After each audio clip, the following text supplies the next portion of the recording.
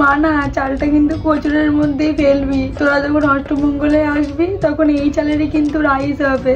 জামাই একে নিয়ে যাও, 1 সপ্তাহের মধ্যে 30-40 খানা পার্সেল আসে এর, আমি আর মাল্লু বলতে পারছি না। এই হারামি মেয়ে ছেলে, কোন বাড়ি খাবি নাকি? বিয়ের সময় যে এতগুলো টাকা পেলে 1 টাকাও তো আমাকে দিলি না, শাশুড়িকে গিয়ে দিবি নাকি? যে টাকাগুলো আমাকে দিয়ে যা। না তুই সামনে রাখতে পারবে, টাকাগুলো আমাকে দিয়ে যা।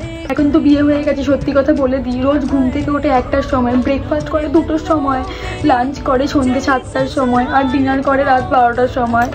ছেলেটার জন্য কষ্ট হচ্ছে, ভালো ছেলেকেও পুরো পাগল হয়ে রাস্তায় ঘুরবে। চিরদিনই তুমি যে আমার ওর মতন পল্লবী লিখার ঘুরে ঘুরে বেড়াবে। কি করবো, আমার মেয়ের পাল্লায় পড়েছে তো।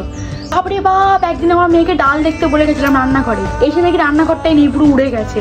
তাহলে ওই মেয়েকে কি আবার বাড়িতে রাখে? বাপরে বাপ, আমার মেয়েটা এত অনলাইন শপিং করেছে যে ডেলিভারি বয়গুলো এসে আর কল করতো না, সিধা বাড়িতে ঢুকে যেতে পারছে নিয়ে। বাবা, আপদটাকে বিদায় করতে পেরেছি। চলো এবার পার্টি হবে।